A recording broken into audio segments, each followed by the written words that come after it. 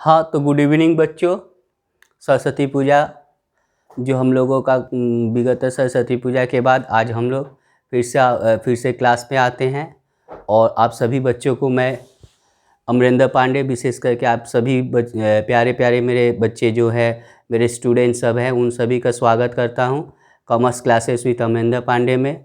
और सबसे पहले जो मैंने स्टार्ट किया था आप लोगों को फिनेंशियल स्टेटमेंट फॉर क्लास 11, यानी that means final account of sole proprietorship, यानी एकल व्यापारी का या एक जो सिंगल ट्रेड करने वाले व्यापारी जो है उनके फाइनल अकाउंट के बारे में हम लोगों ने अध्ययन करना स्टार्ट किया था, जिसमें मैं जस्ट अभी फर्स्ट पार्ट में यानी फर्स्ट जो इसके पहले जो फर्स्ट पार्ट हुआ था उसमें हमने जो स्टार्ट किया था आपका जस्ट इंट्रोडक्शन कराए थे कि what is financial statement and how to present the different business organisation, यानी विभिन्न तरह के बिजनेस ऑर्गेनाइजेशन जो फॉर्म्स ऑफ बिजनेस ऑर्गेनाइजेशन है उनके फिनेंशियल स्टेटमेंट को किस तरह से प्रस्तुत करेंगे, कौन कौन से डॉक्यूमेंट वगैरह सब बनाना पड़ेगा, अकाउंट्स कौन सारे अकाउंट्स बनाने पड़ेंगे। तो इसका जिक्र करते हुए हम लोग मेन आते हैं आज जो जिक्र किए थे कि हम लोग क्या बोलते हैं, प्रत्येक तरह के बिजनेस का फिनेंशियल स्टेटमेंट एक प्रस्तुत करना पड़ता है, क्योंकि बिजनेस है, मतलब क्या प्रॉफिट लॉसेस पहला निर्धारित करना उद्देश्य होगा और दूसरा उसका पोजीशन क्या है। तो इसके लिए हमें फाइनल अकाउंट प्रत्येक तरह के बिजनेस में जो फाइनल अकाउंट जो है वो बनाना पड़ेगा, ठीक है। जिसमें हमने बताया था कि सोल प्रोप्राइटरशिप भी बनाएगा, जो सोल प्रोप्राइटर है वो भी बनाएगा, जो पार्टनर है वो भी बनाएंगे और जो आपका कंपनी है वो भी बनाएंगे। तो हम लोग का सिलेबस पार्टनर और कंपनी नहीं है, मतलब as per final account syllabus of class 11 आपका पार्टनरशिप का फाइनल अकाउंट नहीं बनाना है और ना ही कंपनी का बनाना है। फिर आ जाइए सोल प्रोप्राइटर में हमने जो बताया था कि ना ही सोल प्रोप्राइटर भी आपके 3 तरह से हो सकते हैं। एक मैन्युफैक्चरर हो सकता है, एक मैन्युफैक्चरर और ट्रेडर दोनों हो सकता है, और एक ट्रेडर हो सकता है। तो हम लोग को सिर्फ ट्रेडर के बारे में ही करना है। डैट मीन्स हम लोग आते हैं क्या, ट्रेडर के बारे में अध्ययन करते हुए। सोल प्रोप्राइटर जो है वो क्या है, मेरा ट्रेडर है। डैट मीन्स व्यापारी, मैन्युफैक्चरर नहीं, उत्पादनकर्ता नहीं है, उत्पादनकर्ता और व्यापारी भी नहीं है, वो क्या है, ट्रेडर है। ट्रेडर के बारे में हम लोग अध्ययन करेंगे, जिसमें हमने बताया था कि एक सोल प्रोप्राइटर का फाइनल अकाउंट बनाने के लिए हमें क्या क्या बनाना पड़ेगा, 3 स्टेटमेंट बनाने पड़ेंगे। Trading account,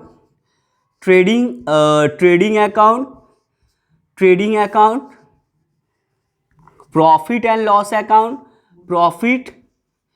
profit and loss account, and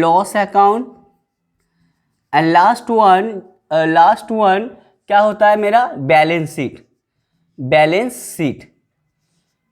sheet. तो ये हमें बनाना पड़ेगा। पिछले क्लास में हम लोगों ने डिस्कस किया था कि ट्रेडिंग अकाउंट कैसे बनेगा, क्या इसका डेफिनेशंस है, इसमें कौन सारे आइटम्स किस तरह से आएंगे, क्यों बनाया जाएगा ट्रेडिंग अकाउंट, क्यों बनाया जाएगा, कैसे बनाया जाएगा, इसके बारे में हम लोग डिस्कस कर चुके थे। नेक्स्ट था हम लोगों ने प्रॉफिट एंड लॉस अकाउंट के बारे में डिस्कस किया था। प्रॉफिट एंड लॉस अकाउंट किसे कहेंगे, प्रॉफिट एंड लॉस अकाउंट क्यों बनाते हैं, प्रॉफिट एंड लॉस अकाउंट की क्या परिभाषा है। और नेक्स्ट वन हम लोग किए थे बैलेंस शीट के बारे में आज डिस्कस करेंगे। तो रीबैक में थोड़ा सा हम लोग रिपीट करते हैं। पहला आपका ट्रेडिंग अकाउंट से, प्रॉफिट एंड लॉस अकाउंट से एंड बैलेंस, उसके बाद हम लोग बैलेंस शीट पे आते हैं। थोड़ा सा बैक करके हम लोग डिस्कस करते हैं। तो पहला ट्रेडिंग अकाउंट में हमने बताया था कि ट्रेडिंग अकाउंट जो है, आप ट्रेडिंग अकाउंट क्या है, एक नॉमिनल अकाउंट है। डैट मीन्स ये इसका जो फॉर्मेट होगा, या trading account is to prepare for finding out the gross profit and gross loss of an organisation. किसी भी ऑर्गेनाइजेशन या किसी भी संगठन का ट्रेडिंग अकाउंट क्यों बनाया जाएगा, ट्रेडिंग अकाउंट उसके ग्रॉस प्रॉफिट और ग्रॉस लॉस यानी ऑपरेटिंग प्रॉफिट ज्ञात करने के लिए बनाया जाता है। फर्स्ट वन, तो trading which item will be included in the trading account, that means direct incomes and direct expenses are included in trading account. Okay second one we have discussed about profit and loss account. Profit and loss account, that means the profit and loss account is an also क्या बोलते हैं, a nominal account which is use for the या which is use for to calculate the net profit and net loss of an organisation. किसी भी संगठन के net profit और net loss को निर्धारित करने के लिए हम लोग प्रॉफिट एंड लॉस अकाउंट बनाते हैं. आइटम कौन से इंक्लूड होंगे, तो indirect income and indirect expenses. Indirect incomes and indirect expenses को इसमें इंक्लूड किया जाता है. ठीक है, तो ग्रॉस प्रॉफिट में हम लोग ट्रेडिंग अकाउंट में हम लोग in direct incomes and direct expenses को दिखाते हैं. लेट सपोज फॉर्मेट जो है हम लोग देखते हैं किस तरह से फॉर्मेट मैंने बताया था. ट्रेडिंग अकाउंट का टी शेप का फॉर्मेट होगा. यहाँ पे लिखेंगे ट्रेडिंग अकाउंट, जो फॉर्मेट में हमने पिछले क्लास में डिस्कस किया था ट्रेडिंग अकाउंट. और इधर हम लोग ट्रेडिंग अकाउंट लिख दिए. यहाँ पर पार्टिकुलर्स एंड इधर एक अमाउंट का कलम, इधर एक अमाउंट का कलम हो जाएगा. इधर भी particulars and amount rupees and और एक अमाउंट हम लोग लिख लेंगे. 2 अमाउंट का कलम इधर क्रेडिट साइड में भी और डेबिट साइड में भी 2 अमाउंट का कलम आ जाएगा आपका. 2 अमाउंट का कलम इधर भी आ जाएगा. ठीक है, तो इसके बारे में हमने क्या कहा था कि इधर हम लोग, ये मेरा जब नॉमिनल अकाउंट है, देखिए बच्चों ये लोग जो है ट्रेडिंग अकाउंट क्या है, नॉमिनल अकाउंट है. नॉमिनल अकाउंट का क्रेडिट कौन सा साइड होता है, क्रेडिट साइड इनकम साइड होता है और डेबिट साइड एक्सपेंसेस साइड होता है. इस कंसेप्ट को याद रखिएगा. तो आप लोग जो डायरेक्ट इनकम्स देंगे हम लोग, किधर डायरेक्ट इनकम्स होगा, by direct incomes. Okay, direct income जो है इसको हम लोग कहाँ बैठाएंगे, क्रेडिट साइड में. और टू डायरेक्ट एक्सपेंसेस. अब हम बताते हैं direct incomes and direct expenses का उदाहरण यहाँ पे क्या क्या हो सकता है. तो डायरेक्ट इनकम में क्या होता है, sales, closing stock, abnormal loss यानी gross loss destroyed by the fire, theft etcetera are included in this side. And this side opening stock, purchase, expenses related to purchase, etc., wages, etc. That means the expenses which are related to production is included in this side. That means expenses side. Expenses that means direct expenses. तो direct expenses को हम लोग expense side में show कर देते हैं. अब हमने बताया था कि जब indirect incomes and indirect income and direct expenses में डिफरेंस निकालेंगे. When direct income is greater than direct expenses, that our result is gross profit. That means यहाँ पे हम लोग टू ग्रॉस प्रॉफिट लिख देंगे, टू ग्रॉस प्रॉफिट. और यदि in direct expenses in direct income से ज़्यादा हो यानी बैलेंस, तब मेरा क्रेडिट साइड में आएगा. तब हम लोग लिखेंगे बाय ग्रॉस लॉस.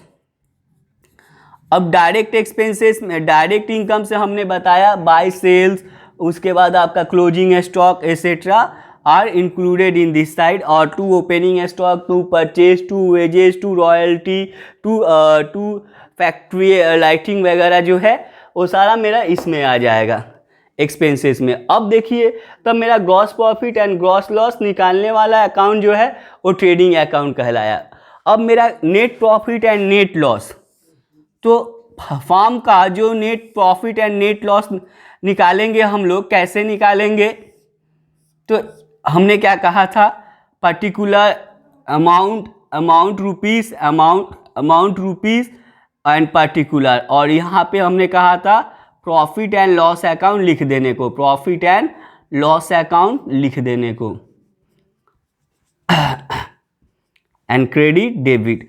अब देखिए इसमें क्या है कि इधर मतलब हम लोग क्या बोले थे कि जो ग्रॉस प्रॉफिट हो या ग्रॉस लॉस हो ट्रांसफर टू नेट प्रॉफिट और ट्रांसफर टू क्रेडिट साइड और debit side in the PL account, यानी पीएल अकाउंट के क्रेडिट यदि प्रॉफिट आए, ग्रॉस प्रॉफिट आए तो क्रेडिट साइड में आया बाय ग्रॉस प्रॉफिट, ठीक है, प्रॉफिट बीडी। और इधर यदि लॉस आया यानी क्रेडिट साइड का बैलेंस तब डेबिट में to gross loss BD, okay, that means trading account का बैलेंस, इधर का बैलेंस है ये सब, ठीक है। ट्रेडिंग अकाउंट का सिर्फ बैलेंस तो ट्रांसफर हो गया PA profit and loss account में। अब यहाँ पे हम लोग क्या करेंगे, by indirect incomes and to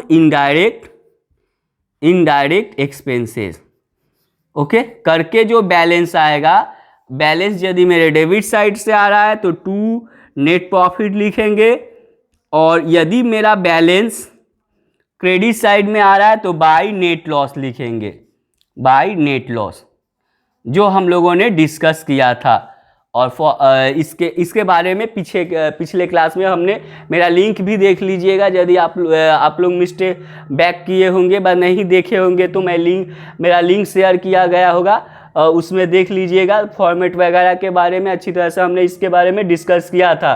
तो ये मेरा trading account and profit and loss account के बारे में बताता है। तो ये दोनों अकाउंट हम लोग क्यों बनाए, तो किसी भी फॉर्म का प्रॉफिट एंड लॉस जो बिजनेस कर रहा है, कोई भी जो बिजनेस ऑर्गेनाइजेशन है, बिजनेस ऑर्गेनाइजेशन का मुख्य उद्देश्य रहता है आपका प्रॉफिट मोटिव। तो उसके प्रॉफिट को निर्धारित करने के लिए हमें trading and profit loss account बनाना पड़ता है। डैट मीन्स ट्रेडिंग से हम लोग ऑपरेटिंग प्रॉफिट को ज्ञात करते हैं या ऑपरेटिंग लॉस यानी ग्रॉस प्रॉफिट और ग्रॉस लॉस को निर्धारित करते हैं, और ट्रेडिंग अकाउंट से हम लोग नेट प्रॉफिट और नेट लॉस का निकालते हैं। हम लोग ट्रेडिंग प्रॉफिट से हम लोग ये पीए प्रॉफिट एंड लॉस अकाउंट से नेट प्रॉफिट या नेट लॉस को फाइंड आउट करते हैं। तो इस तरह से जो है मेरा डिस्कशन जो था profit loss and trading account पे, इसके बारे में डिस्कस किया गया था। अब हम लोग डिस्कस करेंगे बैलेंस शीट में, ओके, बैलेंस शीट में हम लोग आते हैं डिस्कस करने, ठीक है। तो प्यारे बच्चों, अभी तो मैं जस्ट ये फॉर्मेट आपको बता रहा हूँ, उसके बाद trading PL and balance sheet कैसे आप लोग बनाइएगा उस सब के बारे में भी डिस्कशन चलेगा। लेकिन पहले पूरा मैटर्स समझ लीजिए कि क्या आता है क्या नहीं आता है, और ट्रेडिंग प्रॉफिट अकाउंट या ट्रेडिंग प्रॉफिट लॉस अकाउंट या बैलेंस शीट या समझिए कोई भी स्टेटमेंट किस तरह से बनाया जाएगा, इस पर डिपेंड करेगा आपका अकाउंटिंग प्रोसेस। तो हम लोग अब आते हैं बैलेंस शीट पे। तो डेफिनेशन पिछले कक्षा में हम लोगों ने डेफिनेशन के बारे में, ट्रेडिंग पीएल के डेफिनेशन के बारे में डिस्कस किया था। अब सोल प्रोप्राइटरशिप का बैलेंस शीट कैसे होता है देखिए। तो सोल प्रोप्राइटरशिप अकेला आदमी है, अकेला आदमी अकेला बिजनेस किया तो वो सोल प्रोप्राइटरशिप दिया। सोल प्रोप्राइटरशिप एकल व्यवसायी कहलाया या सोल प्रोप्राइटर कहलाया। सोल प्रोप्राइटर द्वारा बिजनेस करने की विधि को, यानी जो business own and control by the single person is called the sole proprietorship. And sole proprietor का जो बैलेंस शीट होता है उसको हम लोग कैसे उतारते हैं डिस्कस कर लेते हैं, ओके। तो उसका बैलेंस शीट का फॉर्मेट देख लीजिए।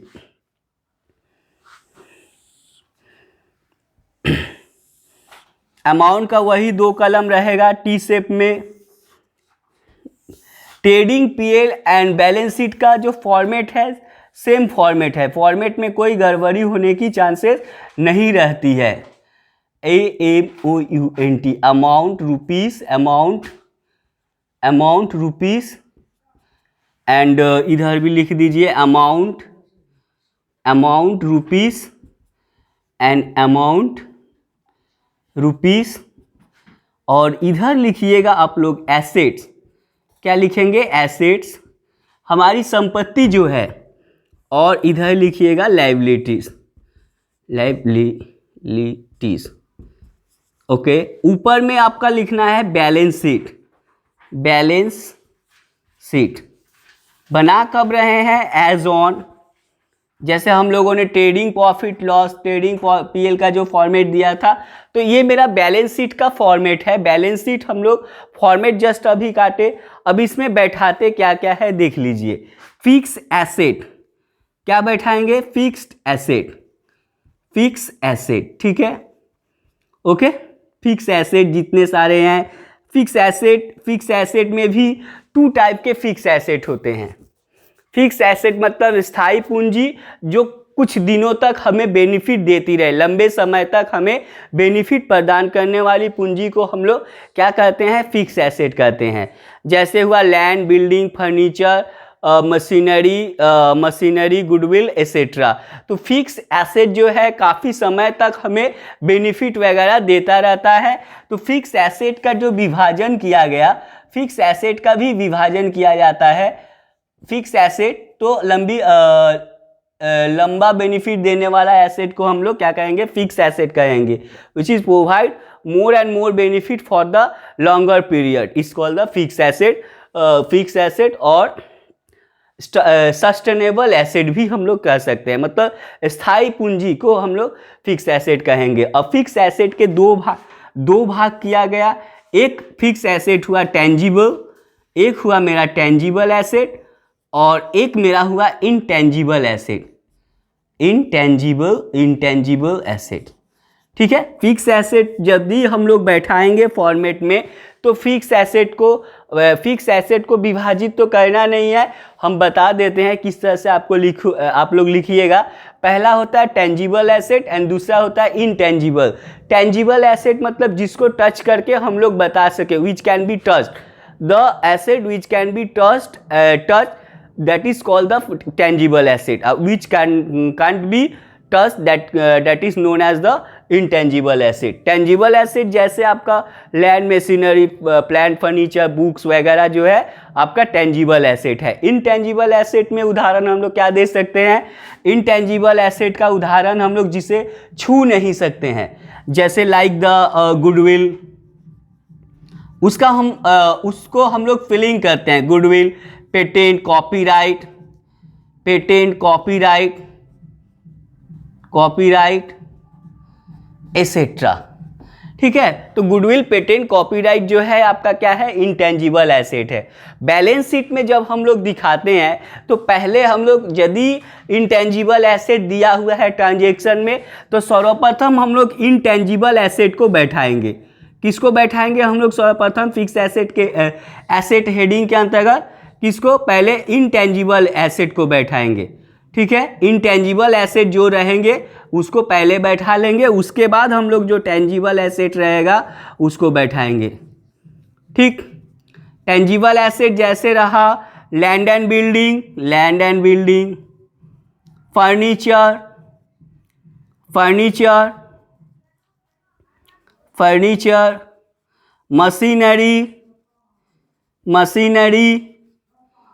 मशीनरी, उसके बाद और सारे मेटर्स आ सकते हैं, ठीक है। तो ये प्रधान रूप से दिया जाता है आपका, तो इसको हम लोग बैठा लेते हैं। नेक्स्ट है तो फिक्स एसेट हुआ। फिक्स एसेट के बाद हम लोग का हेडिंग होता है इन्वेस्टमेंट, ठीक है। देख लो, ये समझ लो, हम लोग हेडिंग जो बैठाएंगे कैसे? फिक्स एसेट, इन्वेस्टमेंट दिया रहेगा तो हम लोग डायरेक्ट बैठा देंगे सेकेंड कॉलम में। अब मेरा आता है current asset,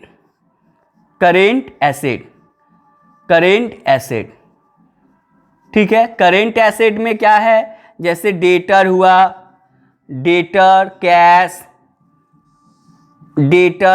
stock, cash, bank, stock यानी क्लोजिंग स्टॉक, ठीक है। यहाँ पर क्लोजिंग स्टॉक लिखोगे, क्लोजिंग स्टॉक, ये सारा मेरा क्या है? आपका फिक्स क्या बोलते हैं? करेंट एसेट है।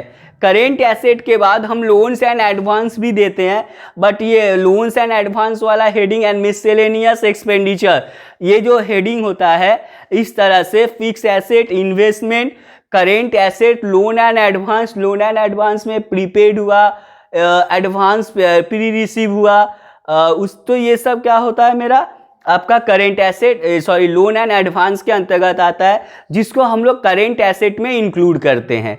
ठीक है, तो उस हेडिंग की ज़रूरत नहीं पड़ती है। और लास्ट वन जो है मिससेलेनियस एक्सपेंडिचर, सोल प्रोप्राइटरशिप बिजनेस जो है उसमें मिससेलेनियस हेडिंग की ज़रूरत नहीं पड़ती है।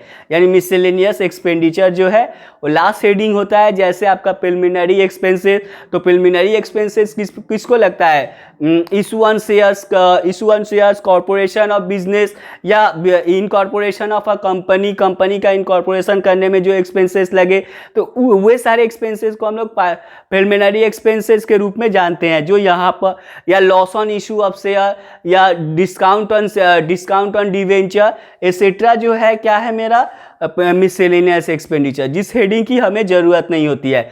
हम लोगों का क्लास 11 का सिलेबस जो है आपका fix asset, investment, current asset, बस। Okay, loan and advance included in current asset. Next जो आते हैं लायबिलिटी साइड में हम लोग क्या बैठाएंगे, देखो लायबिलिटी साइड में हम लोगों को जनरली बैठता है कैपिटल। ठीक, कैपिटल के बाद ऐड करेंगे यदि नेट प्रॉफिट होगा, तो नेट प्रॉफिट हुआ तो ऐड किए, यदि नेट प्रॉफिट नहीं आया, नेट लॉस हुआ, तो उसको हम लोग क्या कर देंगे, लेस कर देंगे। ठीक, लेस करेंगे यहाँ से ड्राइंग जो है पर्सनल एक्सपेंसेस जिसे हम जानते हैं, इसको एडलेस करके हम लोग बाहर कर देते हैं। अब हम लोग को आता है जनरली जो है कैपिटल के बाद रिजर्व आता है, रिजर्व आता है, और आपके जो है डिवेंचर लॉन्ग टर्म लोन्स आते हैं, लॉन्ग टर्म लोन्स उसके बाद आता है करेंट लायबिलिटीज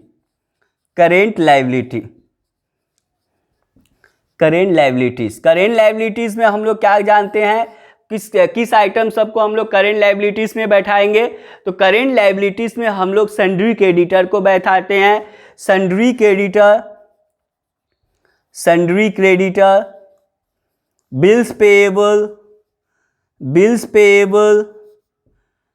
पेएबल जो देने योग्य है। Liability means which is payable, मतलब जो देने योग्य है, जो आपको आज नहीं दे रहे हैं कल देंगे या परसों देंगे। क्रेडिटर, जैसे क्रेडिटर को हम लोग आज नहीं दिए परसों देंगे। ओके, तो बिल्स पेएबल हुआ, क्या बोलते हैं, शॉर्ट टर्म लोन भी आ जाएगा, short term loan, bank overdraft,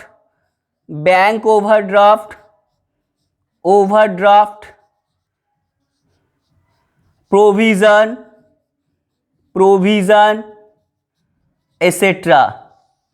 ठीक है, तो ये हो गया मेरा सारा, क्या आ जाएगा आपका लायबिलिटी। और ये दोनों को हम लोग इधर और इधर दोनों को मैच करेंगे।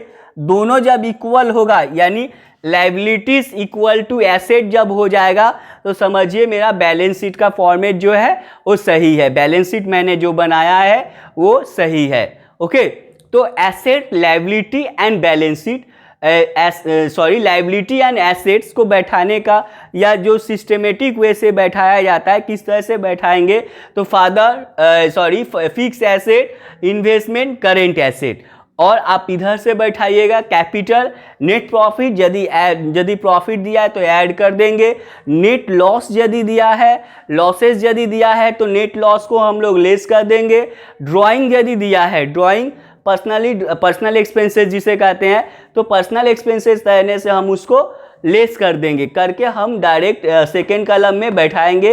एंड लॉन्ग टर्म लोन यदि है वो रिजर्व के बाद बैठाया जाता है, रिजर्व के बाद हम लोग लॉन्ग टर्म लोन बैठाएंगे, उसके बाद हम लोग करेंट लायबिलिटी को बैठाते हैं। अच्छी तरह से समझिएगा, करेंट लायबिलिटी में sundry creditor, bills payable, bank overdraft, short term loan, provision for taxation, propose dividend etcetera जो आइटम है वो आते हैं।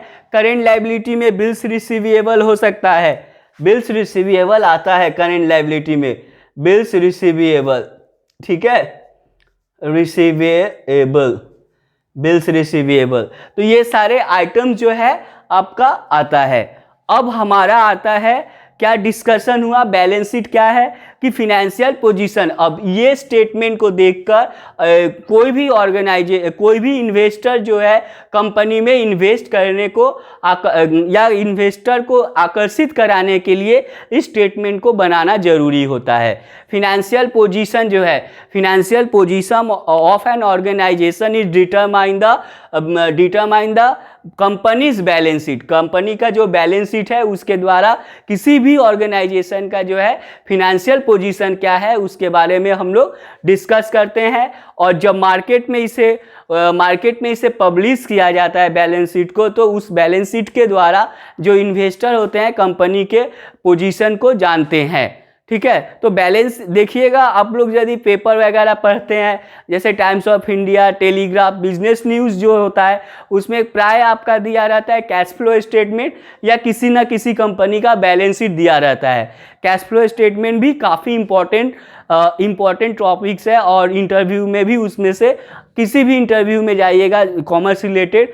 उसमें कैश फ्लो का आइटम जो है वो पूछा जाता है। और उसी तरह बैलेंस शीट का भी जो फॉर्मेट सब है, फॉर्मेट के बारे में डिस्कस करना होता है। तो बैलेंस शीट में जो फिक्स एसेट देते हैं, फिक्स एसेट में सबसे पहले हम लोग इनटेंजिबल एसेट को बैठाते हैं, ठीक। उसके बाद हम लोगों का टेंजिबल एसेट जिसे टच करके हम लोग बताते हैं कि ये क्या है क्या नहीं है, ओके। नेक्स्ट वन इन्वेस्टमेंट रहता है, उसके बाद करेंट एसेट रहता है, उसके बाद हम लोगों को जो लायबिलिटी में डिस्कस किए ये सारे आइटम बैठाना पड़ता है। तो अब आते हैं हम लोग कि ये फाइनल अकाउंट बनाते कैसे हैं। ये तो हम लोगों ने जस्ट फॉर्मेट के बारे में डिस्कस किया, इंट्रोडक्शन इसके बारे में जाने। अब हम लोग आते हैं फाइनल अकाउंट बनाएंगे कैसे, क्या क्या आइटम होता है फाइनल अकाउंट बनाने का, ठीक। तो अच्छी तरह से जब हम लोग डिस्कस करते हैं, एनालिसिस करते हैं, तो हम लोग एक मैटर पे पहुंच जाते हैं, एक रिजल्ट पे पहुंच जाते हैं।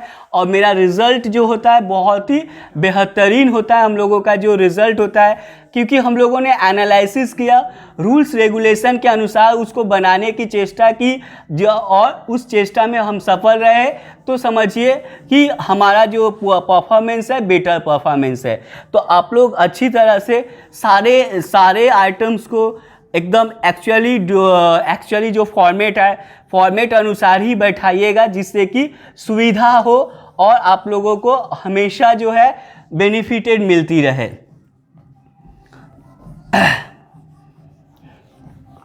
तो जो भी बच्चे क्लास कर रहे हैं वो अच्छी तरह से क्लास में जो प्रेजेंट है वो अच्छी तरह से अपना सारा समय जो है जो मैं बता रहा हूँ उस पर इन्वेस्ट करें, मतलब समय को बर्बाद ना करें, मेरा कहना यही है। और जितना हो सके सारे मेरे चैनल को सब्सक्राइब करते रहे, शेयर करते रहे, जिससे कि मोटिवेशन मुझे भी मिले। आप लोग भी अपना जो भी डिस्कशन करने का मैटर हो हमसे डिस्कस कीजिए, और अच्छी से अच्छी जो भी बातें जानना है। एक्चुअली वीडियो में तो सब कुछ बताना संभव होता नहीं है, और यदि संभव होता भी है तो कुछ ना कुछ पॉइंट छूट ही जाता है। तो इसीलिए आप लोग जितना से जितना संभव हो मेरे साथ डिस्कस करते रहिए। तो सर अब आ जाइए, हम लोग फाइनल अकाउंट जो है कैसे बनाएंगे। सोल प्रोप्राइटर्स का जो फाइनल अकाउंट होता है कैसे बनाना होता है, इसके की पॉइंट्स क्या क्या है कि हम लोग फाइनल अकाउंट बनाएंगे, ठीक है। तो हम लोगों को देखिए, हम लोगों को गिवन मतलब अकाउंट जो बनाना होता है क्या क्या गिवन रहता है। फर्स्ट वन हमें दे देगा trial balance and some trial balance और ledger balance, LEGER ledger balance, okay. Second one देता है हम लोग को कुछ adjustment related to trial balance, adjustment. तो हमें ट्रायल बैलेंस और एडजस्टमेंट दिया रहता है, कुछ ट्रायल बैलेंस दिया रहता है और कुछ एडजस्टमेंट दिया रहता है रिलेटेड टू ट्रायल बैलेंस। ठीक है, ट्रायल बैलेंस से संबंधित कुछ एडजस्टमेंट दिया रहता है। तो इसको देख के हमें बताना है कि हमें क्या बनाना होता है, trading account, profit and loss account and balance sheet. ठीक, trading account, profit and loss account and balance sheet, इसको देख के हमें बताना पड़ता है। तो अब हम लोगों को ये पहले डिस्कस करना होगा कि ट्रायल बैलेंस एंड एडजस्टमेंट में क्या सब दिया रहता है, क्या नहीं दिया रहता है। ठीक है, या क्या सब रहेगा, तो कैसे हम लोग पुट अप करेंगे। तो फर्स्ट वन, जब हम लोग एक काम करेंगे, हमारा जो स्टेप रहेगा, पहला स्टेप जो होगा, हम लोग एक ही साथ क्या कर लेंगे, एक फॉर्मेट बना लेंगे। किसका फॉर्मेट,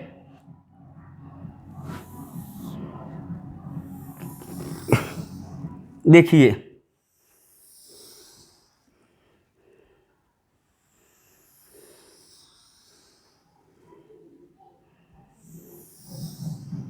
एक काफ़ी इंटरेस्टिंग मैटर है और बहुत ही मज़ेदार चीज़ होती है। देखिए कितने अच्छे तरह से आप लोग समझ जाइएगा इस मैटर को। इधर क्रेडिट लिख लीजिए, इधर डेबिट लिख लीजिए, और यहाँ बीच में particular amount rupees, amount rupees, particular amount rupees, amount rupees. और ऊपर में लिखिएगा आप लोग, ऊपर में यहाँ पे लिखिएगा first in the book of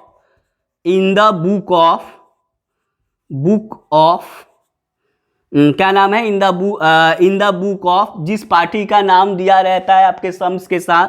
उसके बाद यहाँ लिखिएगा trading, TRADING, trading and AND and profit and loss account, trading and profit and loss account. ठीक है, उसके बाद फॉर द ईयर इंडेड,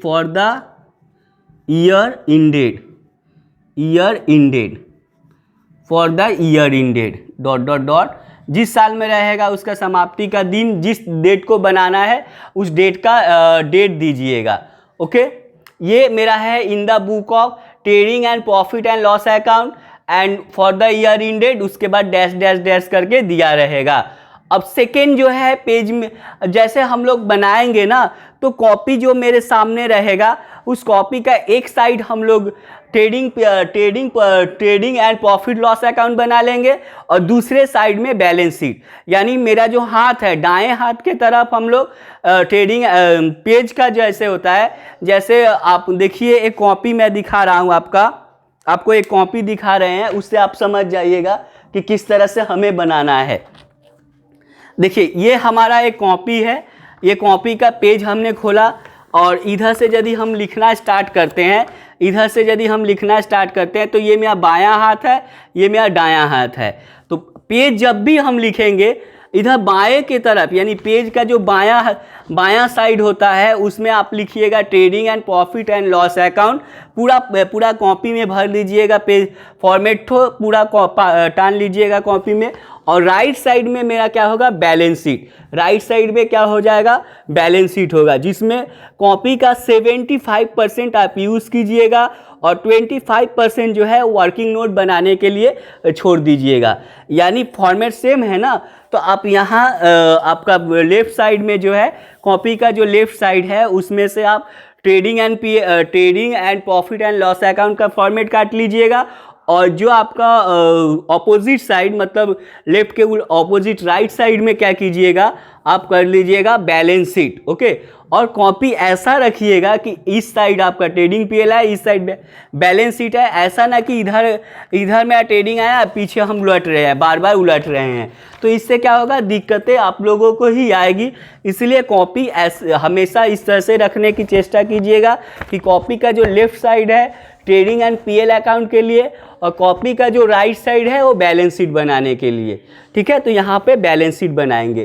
तो इस तरह से हम लोग कॉपी का फर्स्ट साइड यानी लेफ्ट हैंड साइड जो है ट्रेडिंग पीएल बनाने के लिए रख दिए, और जो सेकेंड साइड होगा हम लोग को बैलेंस शीट, यानी सेकेंड साइड का भी फॉर्मेट तो हम लोग बना लेते हैं, जिससे समझने में सुविधा आएगी।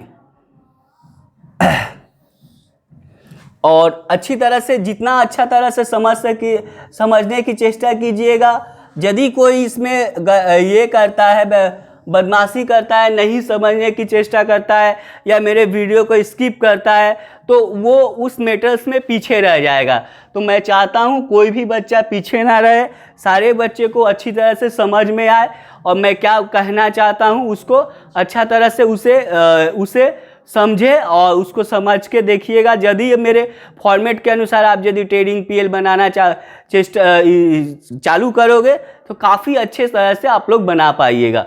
तो फर्स्ट पेज जो हुआ मेरा, लेफ्ट हैंड साइड, पेज का लेफ्ट हैंड साइड जो है, आप क्या लिखिएगा, in the book of trading and profit and loss account and for the year ended dot and debit credit amount का फॉर्मेट जो होता है वो बना लेंगे। अब सेकेंड साइड जो होता है पेज का, राइट हैंड साइड में आप क्या लिख रहे हैं, balance sheet as on date देकर इधर आप लेफ्ट साइड में लायबिलिटीज लिखे और राइट साइड में एसेट्स लिख रहे हैं, एसेट्स, एंड अमाउंट का कलम बना लो, amount rupees and amount and rupees. ठीक है, पूरा फॉर्मेट बना लिए हम लोग। अब हम लोगों का जो देता है गिवन जो किया है, गिवन क्या दिया है वो थोड़ा सा हम लोग देख लेते हैं कि गिवन मेटर जो है मेरा क्या रहता है। गिवन मेटर में हम लोग थोड़ा ऊपर लिख लेते हैं। गिवन मेटर में हम लोग को रहता है TB, that means trial balance, and second one adjustment. ठीक है, तो ट्रायल बैलेंस जो बनाया जाता है, हम लोग जो ट्रायल बैलेंस बनाते हैं किस बेसिस पे बनाते हैं। डायरेक्ट यदि हम लोग ट्रायल बैलेंस जो बनाते हैं तो हम लोग पहले जर्नल, लेजर, उसके बाद जाके ट्रायल बैलेंस बनाते हैं, यही ना। जर्नल्स बना, जर्नल से हम लोग लेजर बनाए और लेजर का बैलेंसेस पुट अप करते हैं ट्रायल बैलेंस में। समझिए, जर्नल एंड लेजर नहीं दिया है, डायरेक्ट आपको कुछ आइटम्स दे दिया है, ट्रायल बैलेंस बनाना है। तो ट्रायल बैलेंस आप डायरेक्ट कैसे बनाइएगा, चलो बताओ, ट्रायल बैलेंस डायरेक्ट कैसे बनाओगे। डेबिट क्रेडिट देख, आइटम दे दिया है, वेजेस दिया है, तो आप ट्रायल बैलेंस के किस साइड में दिखाओगे, वेजेस को? हाँ, क्यों? डेबिट होता है ना, वो एक्सपेंस है। हाँ, यानी हम लोगों को ट्रायल बैलेंस जब हम लोग बनाते हैं, डायरेक्ट ट्रायल बैलेंस जो बनाएंगे, तब हम लोग को एक चीज़ याद रखिएगा कि ट्रायल बैलेंस बनता किसके बेसिस पे, on the basis of types of account. ठीक है, किस बेसिस पे ट्रायल बैलेंस को बनाया जाता है, किस बेसिस पे ट्रायल बैलेंस को बनाया जाता है, अकाउंट्स के विभिन्न रूपों के आधार पर। जो अकाउंट्स के कितने रूप हैं हम लोग जानते थे ना, अकाउंट्स के कितने रूप है, जनरली आपका 3 है ना, पर्सनल रियल एज पर गोल्डन रूल, यानी ट्रेडिशनल रूल जो है, personal, real and nominal account, ये हम लोग को याद है। ठीक है, तो इस बेसिस पे मेरा ट्रायल बैलेंस बना है, इस बेसिस पे मेरा क्या बना है, ट्रायल बैलेंस बना हुआ है। तो जब भी हम लोग फाइनल अकाउंट का प्रॉफिट एंड लॉस अकाउंट जो बनाने जाएंगे, trading profit and loss account, and समझिए आपका लायबिलिटीज एसेट बैलेंस शीट बनाने जाएंगे, तो पहले हम लोग को ट्रायल बैलेंस दे दिया जाएगा और कुछ एडजस्टमेंट दे दिया जाता है। तो ट्रायल बैलेंस जो है हम लोग ये समझ लेंगे कि ये जो ट्रायल बैलेंस जो बना है किस बेसिस पे बना है, on the basis of types of account, यानी विभिन्न अकाउंट्स के विभिन्न रूपों के आधार पे। तो इस बेसिस में अब हम लोग ट्रायल बैलेंस में जो आइटम सब दिया है उस आइटम को पहले जांचेंगे कि ये आइटम कौन सा है, पर्सनल अकाउंट है या रियल अकाउंट है या नॉमिनल अकाउंट है। पहले हम लोगों को दिक्कतें होंगी, इसीलिए हम लोग क्या करेंगे, पेंसिल से अब बगल में साइड में लिख लेंगे PRNP एसेट, मतलब पर्सनल, रियल एंड नॉमिनल हम लोग आइटम्स के बगल में लिख लेंगे। ठीक है, तो इस बेसिस में पर्सनल अकाउंट जो है, पर्सनल अकाउंट जो रहेगा तो डेबिट रहेगा या क्रेडिट रहेगा। ठीक, तो पर्सनल अकाउंट में डेबिट कौन सारे आइटम्स रहेंगे? जनरली डेटर्स रहता है ना, डेटर्स पर्सनल अकाउंट का आइटम है तो डेबिट में रहेगा। क्रेडिट में आपका क्या रह सकता है? कैपिटल रहेगा, कैपिटल जो पर्सनल होता है आपका, एंड क्या कहते हैं उसको, क्रेडिटर्स, और यदि आउटस्टैंडिंग रहा, आउटस्टैंडिंग या प्री रिसीव रहा या प्रीपेड रहा तो वो भी आपका पर्सनल अकाउंट में दे सकता है। लेकिन ट्रायल बैलेंस में आउटस्टैंडिंग एक्सपेंसेस या हम लिख ही देते हैं, सबसे अच्छा रहेगा। यहाँ क्रेडिट में और क्या दे सकता है? आउटस्टैंडिंग एक्सपेंसेस, ठीक है, और या तो क्या कहते हैं आपका प्री रिसीव इनकम, ओके। और इधर डेबिट में क्या देगा? डेटर दे दिया, आउटस्टैंडिंग,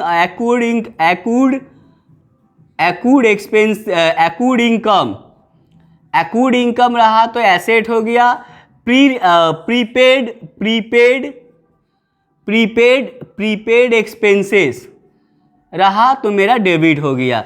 ठीक है, तो इस तरह से देखिए डेबिट क्रेडिट में यदि ट्रायल बैलेंस में ये 4 आइटम आपका रहा तो हम लोग इजीली समझ जाएंगे कि कौन आइटम कहाँ जाएगा।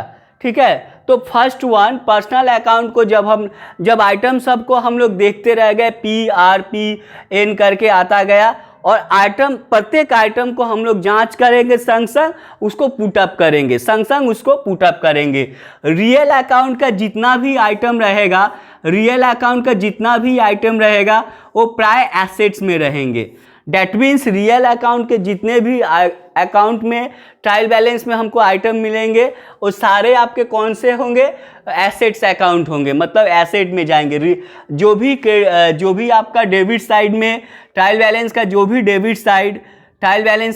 डेबिट साइड होगा वो मेरा क्या है? रियल अकाउंट है, सो ये एसेट में चला गया। ओके, अब नॉमिनल अकाउंट मेन आता है।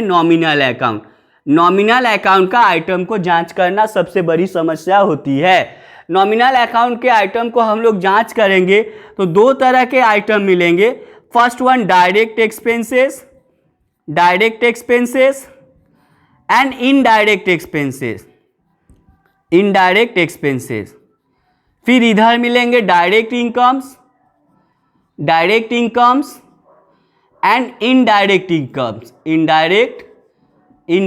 इनकम्स। तो मेरा 4 तरह का अकाउंट्स, 4 तरह का फॉर्मेट मेरा यहाँ पर मिल गया। ठीक है, रियल अकाउंट का डेबिट क्रेडिट क्या क्या हो सकता है?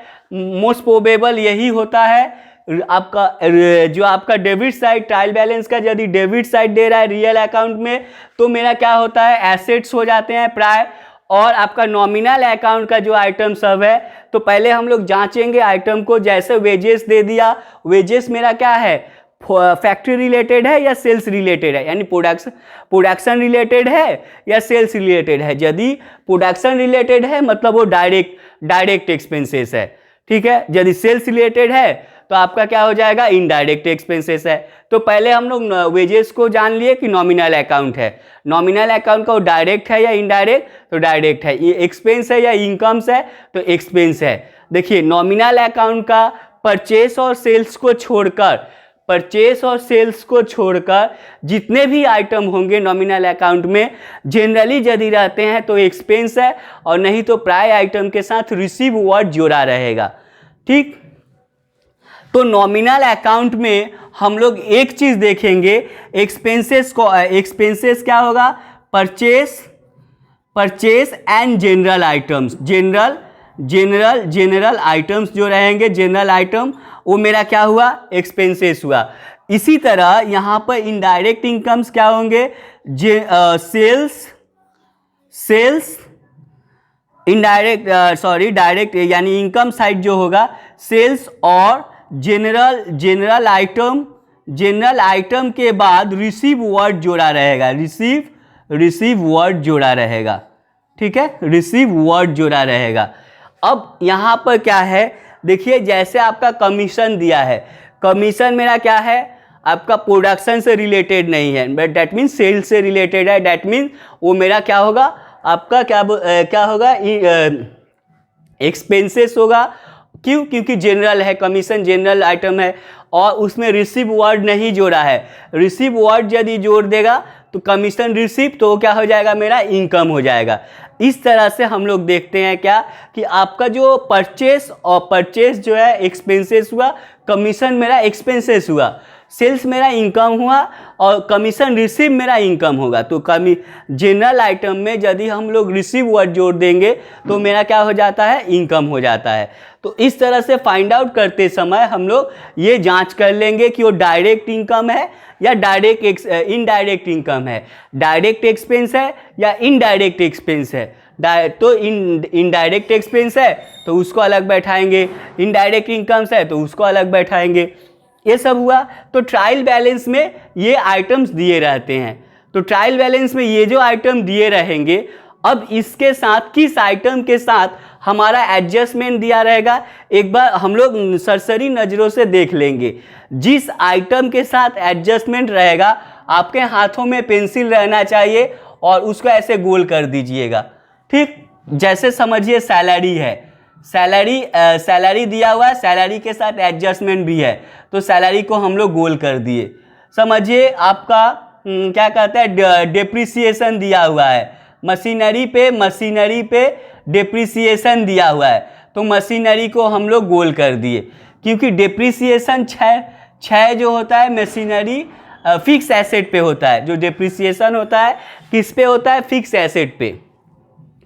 तो जैसे आपका कमीशन के साथ समझिए, या समझिए आपका इंश्योरेंस प्रीपेड है या इंश्योरेंस आउटस्टैंडिंग है, तो वो एडजस्टमेंट में है। तो जिस आइटम पे रहेगा उसको आप क्या कहते हैं, पॉइंट आउट करके रखिएगा। हो गया पहला बात। आप लोग को सारे आइटम्स को देख लेना होगा ट्रेडिंग अकाउंट में, ट्रायल बैलेंस में जितने आइटम्स दिए हैं उसको आप लोग रियल, पर्सनल, नॉमिनल में जांच लिए। रियल का जितना भी आइटम्स रहेगा देखिएगा, मोस्ट प्रोबेबल आपका डेबिट साइड में रहेगा। तो डेबिट साइड में है मतलब हम लोग कहाँ बैठाएंगे, एसेट में बैठाएंगे, ठीक। और आपका पर्सनल में क्या है कि कुछ आइटम डेबिट में होता है, कुछ आइटम क्रेडिट में होता है, तो कैसे बैठाएंगे उसके बारे में हम डिस्कस करेंगे।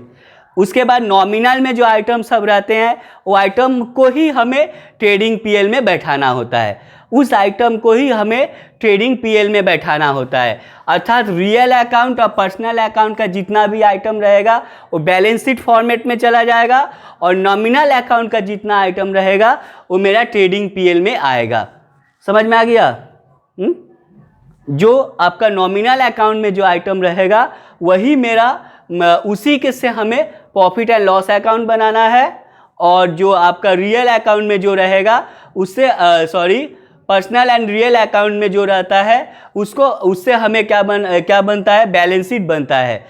First one. सेकेंड वन हम लोगों ने उसके बाद हम लोग देखेंगे कि किस आइटम के साथ एडजस्टमेंट है।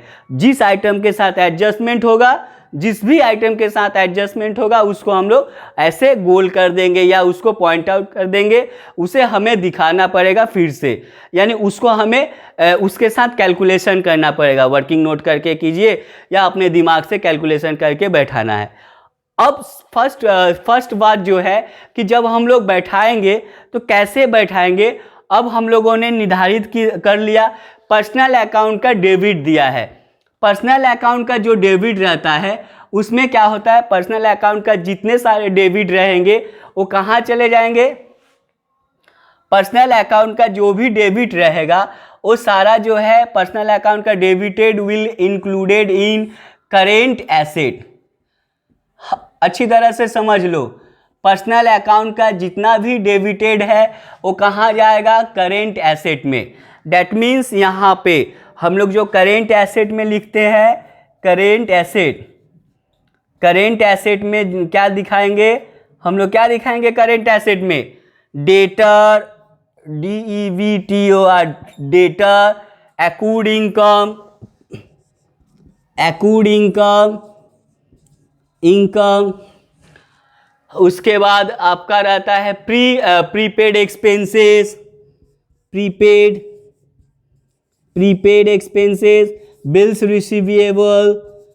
रिसीवेबल, ठीक है। ये सारे आइटम्स मेरा बैठ गया। ओके, अब पीएल पर्सनल अकाउंट का जो क्रेडिट बैलेंस है, क्रेडिट बैलेंस में मेरा कैपिटल जो है लायबिलिटी में बैठेगा। कैपिटल जो है, सॉरी यहाँ हम लोग बैठा रहे थे, पर ये ट्रेडिंग पीएल का फॉर्मेट में हम लोगों ने बैठाया, सॉरी। हम लोगों को एसेट में बैठाना है। एसेट में कौन सा बैठेगा? करेंट एसेट हमने कहा भी है debtor, accrued income, pre receive expenses जो है, या सॉरी प्रीपेड एक्सपेंसेस जो है, ये मेरा क्या होगा? डेबिटेड होगा, मतलब करेंट एसेट में आएगा।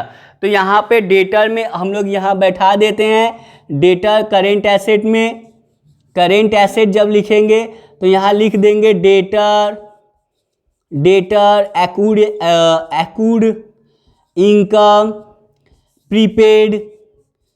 प्रीपेड, उसके बाद आपका बिल्स रिसीवेबल, ठीक है। ये सारे जोड़ लिए इसका। और क्रेडिट साइड लायबिलिटीज का जो है, क्रेडिट साइड पर्सनल अकाउंट का कैपिटल आया, कैपिटल। उसके बाद हम लोग क्या करेंगे? आपका करेंट लायबिलिटी के हेडिंग के अंतर्गत इसको लिखेंगे। क्रेडिटर हुआ, creditor, accrued pre receive income. उसके बाद हो गया outstanding expenses and bills payable, और सारे आइटम आएंगे। लेकिन पर्सनल अकाउंट का मैं बता रहा हूँ, सिर्फ पर्सनल अकाउंट का अभी मैंने बताया कि पर्सनल अकाउंट का जो डेबिट रहेगा उसमें हम लोग पर्सनल अकाउंट का डेबिट जितना भी आइटम रहे वो करेंट एसेट में आ जाएगा। और पर्सनल अकाउंट का क्रेडिट जो है, सिर्फ कैपिटल को छोड़ के हम लोगों का जितना भी आइटम रहेगा वो करेंट लायबिलिटी में आ जाएगा, ठीक है। अब रियल अकाउंट का देखिए, रियल अकाउंट का जितना भी आइटम है हम लोग को कहाँ जाएगा रियल अकाउंट का? तो रियल अकाउंट के जो एसेट होते हैं उस एसेट में कुछ फिक्स एसेट रहते हैं, कुछ नॉन फिक्स एसेट रहते हैं। तो जो फिक्स एसेट है उसको पहले हेडिंग जो किए हैं फिक्स एसेट में बैठा देंगे।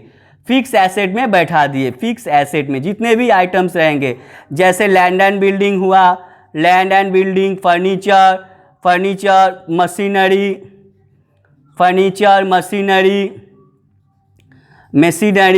और एडजस्ट करके बैठाएंगे। एडजस्ट करके मतलब जिसके साथ एडजस्टमेंट रहेगा, इनमें land and building, furniture, machinery, जिनके साथ भी एडजस्टमेंट रहेगा उसको फर्स्ट कलम में बैठाएंगे। उसके बाद एडजस्टमेंट करने के बाद उसे सेकेंड कलम में लाएंगे। अच्छी तरह से समझ लीजिए, रियल अकाउंट का जितना भी आइटम है फिक्स एसेट में आता है, सिर्फ कैश और बैंक को छोड़कर। Cash and bank, cash balance और बैंक बैलेंस रियल अकाउंट है। रियल अकाउंट का ये जो कैश एंड बैंक बैलेंस जो है वो क्या है? मेरा आपका करेंट एसेट में बैठेगा। और रियल अकाउंट का जितना आइटम ट्रायल बैलेंस में दिया रहेगा वो आपका फिक्स एसेट में बैठ जाता है। बट उसमें देख लीजिएगा कि किसके साथ एडजस्टमेंट है। जिसके साथ एडजस्टमेंट रहेगा उसको हम लोग क्या करेंगे? फर्स्ट कलम में बैठाएंगे। उसके बाद एडजस्ट करके उसे सेकेंड कलम में बैठाएंगे। ओके, अब आते हैं नॉमिनल अकाउंट में। तो नॉमिनल अकाउंट में हमने क्या कहा कि पेज का जो आप एक पेज में जो पूरा फॉर्मेट काट दिए हैं तो उस फॉर्मेट का 25%, डैट मीन्स 25% समझिए ये वाला पोर्शन हुआ। तो इस पोर्शन में आपको क्या करना है? ट्रेडिंग अकाउंट बना लेना है। बट ये लाइन नहीं टानिएगा आप लोग, हम जस्ट दिखा रहे हैं। ओके, ट्रेडिंग अकाउंट बना लेना है। उसके बाद से हम लोग पीएल अकाउंट स्टार्ट करेंगे। तो ट्रायल बैलेंस का जो फिगर रहेगा उसको देख के हम लोग समझ जाएंगे। यदि क्रेडिट दिया है तो क्रेडिट दिया है तो हम लोग देखेंगे इनकम है। भाई इनकम है तो कौन सा इनकम है जांच लेंगे हम लोग, डायरेक्ट इनकम है या इनडायरेक्ट इनकम है। डायरेक्ट इनकम है तो हम लोग बाय सेल्स कर दिए, बाय सेल्स। सेल्स के साथ यदि एडजस्टमेंट है तो फर्स्ट कलम में बैठाए, एडजस्टमेंट नहीं है तो सेकेंड कलम में बैठा दिए। उसके बाद आपका डायरेक्ट एक्सपेंसेस है तो हम लोग यहाँ to opening stock, opening stock को बैठाते हैं, क्लोजिंग स्टॉक को नहीं बैठाते हैं, वो एडजस्टमेंट में रहता है। To opening stock, to purchase, purchase के साथ यदि कोई एडजस्टमेंट है परचेज बैठा, मतलब जो जो आइटम्स रहेगा आइटम के अनुसार। सेकेंड परचेज के बाद देख रहा हूँ, सेकेंड परचेज के बाद वाला आइटम मेरा इनडायरेक्ट इनकम, इनडायरेक्ट एक्सपेंस हो रहा है, तो हम लोग इनडायरेक्ट पोर्शन मतलब परचेज से कुछ नीचे जगह छोड़ के हम लोग 25% छोड़कर हम लोग बैठा देंगे टू सैलरी, टू सैलरी बैठा दिए, टू बैड डेट बैठा दिए, टू बैड डेट बैठा दिए। एडजस्टमेंट रहा तो फर्स्ट कलम में उसके साथ एडजस्टमेंट करके सेकेंड कलम में बैठा दिए। तो इस तरह से हम लोग देखेंगे। तो सारे आइटम को हम लोग ट्रायल बैलेंस का जितना आइटम है उसको पहले हम लोग जांच लेंगे कि कौन सा आइटम कहाँ आएगा, पहले पढ़ के अच्छी तरह से कि वो किस अकाउंट बेसिस पे है, पर्सनल पे है या रियल पे है या नॉमिनल पे है। यदि पर्सनल पे है तो पर्सनल का सारा आइटम्स हम लोगों ने बता दिया कि पर्सनल का जो डेबिट होगा वो करेंट एसेट में जाएगा। पर्सनल का यदि क्रेडिट सारा आइटम है तो कैपिटल को छोड़कर जो आइटम सब बच रहा है वो कहाँ जाएगा, करेंट लायबिलिटी में। ओके, रियल का जितना सारा आइटम है उसमें फिक्स जो एसेट है, फिक्स एसेट है, लैंड बिल्डिंग मशीनरी को फिक्स एसेट वाला कलम में बैठा देंगे। और बैंक एंड क्या नाम है, कैश और बैंक को हम लोग करेंट अकाउंट में बैठा दिए। ओके, और उसके बाद आता है नॉमिनल। नॉमिनल में हम लोग देखेंगे कि मेरा क्या है आइटम। आपका नॉमिनल में आइटम दो तरह से हो सकता है, इनकम या एक्सपेंसेस। इनकम एक्सपेंसेस है तो मेरा कौन सा इनकम है, कौन सा एक्सपेंसेस है, इसकी जांच कर लेंगे। एक्सपेंसेस डायरेक्ट है तो हम लोग ट्रेडिंग में बैठा देंगे। इनडायरेक्ट एक्सपेंस है तो हम लोग किस में, क्रेडिट में, पीएल अकाउंट में बैठा देंगे। और इनडायरेक्ट इनकम्स है तो पीएल अकाउंट के क्रेडिट साइड में बैठा दिए, जैसे कमीशन रिसीव। और इनडायरेक्ट इनकम्स है या डायरेक्ट इनकम्स है, कैसे समझेंगे, तो डायरेक्ट इनकम सेल्स होता है, उसके बाद यदि कोई जनरल आइटम में रिसीव वर्ड लिखा रहेगा तभी वो इनकम है, नहीं तो जनरल आइटम जो होता है आपका एक्सपेंस ही रहता है। इनडायरेक्ट एक्सपेंस कहिए या डायरेक्ट एक्सपेंस कहिए। डायरेक्ट एक्सपेंस में उसी तरह परचेज डायरेक्ट एक्सपेंस होता है, और उसके बाद जो जनरली आइटम्स रहते हैं वो आइटम्स। अब ये हो गया first clean up. Second clean up कि हम लोग जो अकाउंट सब यानी लाइन बाय लाइन सारा उतार देंगे। ऐसा नहीं कि पहले ट्रेडिंग पूरा बना लेंगे, उसके बाद प्रॉफिट एंड लॉस, उसके बाद बैलेंस शीट बनाएंगे, इस तरह से नहीं। सारा जो फॉर्मेट दिया है टीवी का, एडजस्टमेंट का, सारा आइटम्स को हम लोग बना लेंगे, उसके बाद इजीली सॉल्व कर सकेंगे।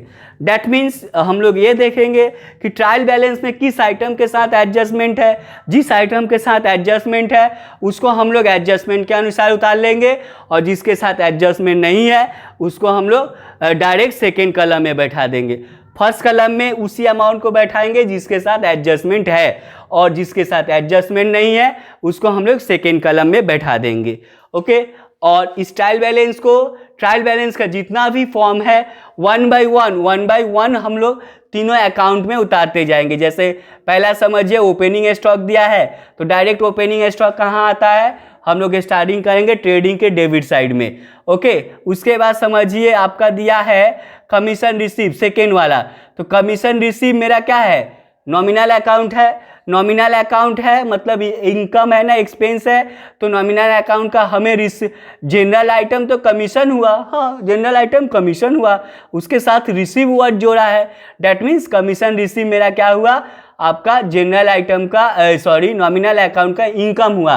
और कौन सा इनकम, डायरेक्ट या इनडायरेक्ट, तो इनडायरेक्ट हुआ क्योंकि ये सेल्स रिलेटेड है। सो हम लोग कमीशन रिसीव को पीएल अकाउंट के क्रेडिट साइड में बैठा देंगे बाय कमीशन रिसीव। तो तीसरा वर्ड दिया वेजेस, तो वेजेस मेरा प्रोडक्शन रिलेटेड है। सो हम लोग टू परचेज के नीचे टू वेजेस बैठा देंगे। टू वेजेस बैठा दिए, डायरेक्ट एक्सपेंसेस है बोल के।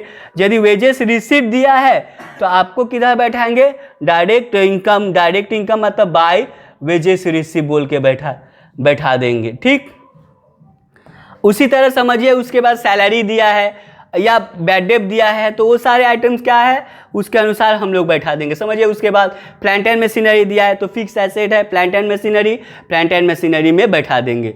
और उसके साथ बैठाने के साथ ही हम लोग ये देख लेंगे कि यदि एडजस्टमेंट है तो फर्स्ट कलम में बैठाएंगे और थोड़ा जगह छोड़ के उसके बाद वाला आइटम उतारेंगे। ठीक है, क्योंकि एडजस्टमेंट में जो एडजस्टमेंट दिया है उसको हमको उसके अनुसार सॉल्व करना है। डिप्रिसिएशन दिया है, प्रोविज़न दिया है या कुछ भी है, इंटरेस्ट ऑन लोन दिया है, तो कुछ भी रहेगा उसको एडजस्टमेंट जो रहेगा उसको फर्स्ट कलम में बैठाएंगे और उसके बाद हम लोग सेकेंड कलम में बैठाएंगे।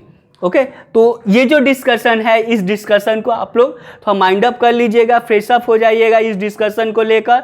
और अगले क्लास में हम लोग जब मिलेंगे तो एडजस्टमेंट के बारे में बताएंगे कि कितने सारे एडजस्टमेंट फाइनल अकाउंट में फॉर सोल प्रोप्राइटर यानी ट्रेडर के रूप में रहता है, इसके बारे में हम लोग डिस्कस करेंगे। और शायद फोर्थ क्लासेस से हम लोग डिस्कस करना स्टार्ट कर देंगे और सम्स कुछ बनाना स्टार्ट करेंगे। तो नेक्स्ट जो क्लास मेरा आएगा आपका क्या होगा, एडजस्टमेंट रिलेटेड और ट्रायल बैलेंस रिलेटेड कुछ सम्स कुछ उदाहरण रहेंगे और डिस्कशन रहेगा। यानी और एक क्लास मेरा इस फाइनल स्टेटमेंट पे डिस्कशन चलेगा, उसके बाद हम लोग सम्स बनाना स्टार्ट करेंगे। तो आज यही इसके तो इतना दूर तक आप लोग को समझ में आया होगा। और इसके साथ ही आप लोग मेरे चैनल को हमेशा सब्सक्राइब करते रहिएगा, शेयर करते रहिएगा, जिससे कि ज़्यादा से ज़्यादा मेरे व्यू को ज़्यादा से ज़्यादा व्यक्तियों तक पहुंच सके। आज बस यहीं तक, अब नेक्स्ट क्लास में हम लोग मिलते हैं। Thank you.